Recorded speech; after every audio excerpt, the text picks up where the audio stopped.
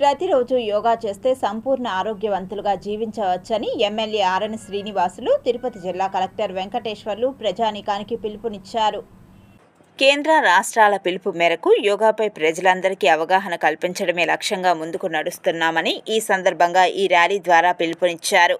ఈ ర్యాలీలో జిల్లాలోని ఆయుష్ డిపార్ట్మెంట్ సిబ్బంది, పతంజలి యోగా సభ్యులు, నగరపాలక సంస్థ కమిషనర్ మౌర్య, అధికారులు, ప్రజలు పాల్గొన్నారు. ఈ 1 మంత్ అంతా కూడా మనం అవేర్నెస్ క్యాంపెయిన్, అదేవిధంగా రెండోది ట్రైనింగ్ కూడా, ప్రతి ఒక్క సిటిజన్కి ట్రైనింగ్ కూడా చేయాలనేది కూడా ఒక కార్యాచరణ ఏర్పాటు చేసుకోవడం జరిగింది. దాంట్లో భాగంగానే మే 21న మనం కర్టన్ రైజర్ ప్రోగ్రామ్ కూడా మహిళా యూనివర్సిటీలో మనందరం చేసుకున్నాము. ఈరోజు ఒక పెద్ద ర్యాలీ, యోగాని ఎందుకు మనం టేకప్ చేయాలి, యోగా వల్ల బెనిఫిట్స్ ఏంటి అనేది ఒక అవేర్నెస్ ర్యాలీ కూడా మనము చేయడం జరుగుతుంది.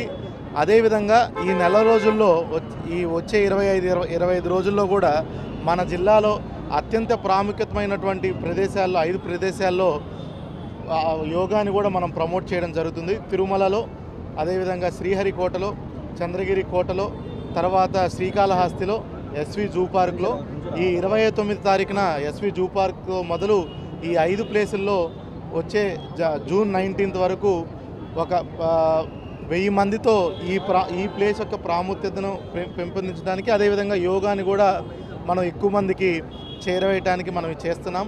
అంతర్జాతీయ యోగా దినోత్సవం సందర్భంగా గౌరవ ప్రధానమంత్రి స్వయంగా మన రాష్ట్రంలో విశాఖపట్నంలో వస్తున్నారు, పాల్గొంటున్నారు. దానికి నెల రోజులుగా మన రాష్ట్రంలో మే 21 నుంచి జూన్ 21 వరకు వివిధ రకాలుగా యోగా కార్యక్రమాలు అన్ని ప్రాంతాల్లో, అన్ని మండల కేంద్రాల్లో, మున్సిపల్ కేంద్రాల్లో యోగా దినోత్సవాన్ని పాల్గొనే విధంగా తయారు చేస్తున్నారు. ఖచ్చితంగా ప్రతి ఒక్కరు కూడా ప్రధానమంత్రి 11వ అంతర్జాతీయ యోగా దినోత్సవానికి విశాఖపట్నం వచ్చే సందర్భంగా మన గౌరవ ముఖ్యమంత్రి, ఉప ముఖ్యమంత్రి 5 లక్షల మంది యోగా సభ్యులతో నిర్వహించడం జరుగుతోంది.